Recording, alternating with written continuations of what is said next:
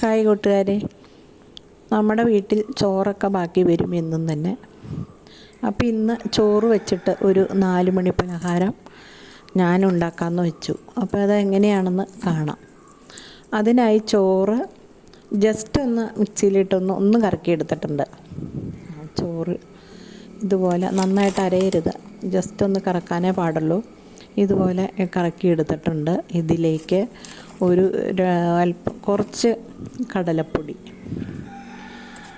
പിന്നെ ഇതിനാവശ്യമായിട്ടുള്ള ഉപ്പ്, അല്പം കാശ്മീരി മുളക് പൊടി, പിന്നെ ഒരു നുള്ള് കായം പൊടി, ഒരു പച്ചമുളക് ചെറുതായിട്ട് അരിഞ്ഞെടുത്തത്, പിന്നെ മല്ലിയില ഉണ്ടെങ്കിൽ അത് ചേർക്കാം. മല്ലിയില ഇല്ലാത്തത് കാരണം ഞാൻ കറിവേപ്പിലയാണ് ചേർത്തേക്കുന്നത്. പിന്നെ കുറച്ച് സവാള ചെറുതായിട്ട് അരിഞ്ഞത്, പിന്നെ ആവശ്യമായിട്ടുള്ള ഉപ്പ്.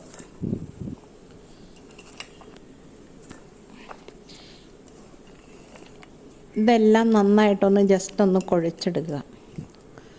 കുഴിച്ചെടുത്ത ശേഷം ഇതിലേക്ക് അല്പം മഞ്ഞൾപ്പൊടിയും കൂടെ ചേർക്കാം കേട്ടോ, ആദ്യം പറയാൻ മറന്നുപോയി.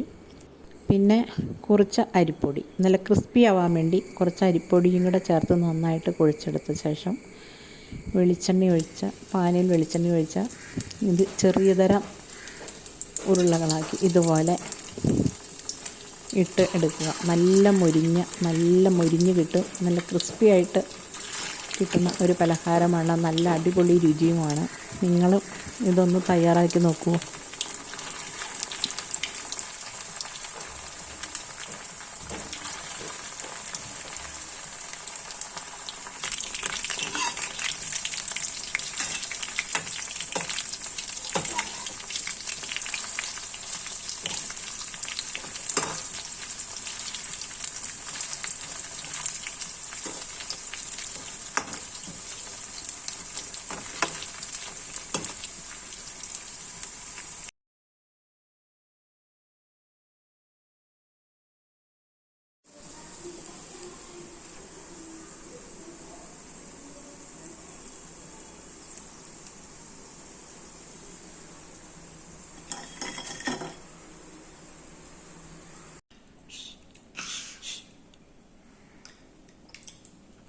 അടിപൊളി മോനെ, മമ്മി ഉണ്ടാക്കി തന്നെ സൂപ്പർ പലഹാരം.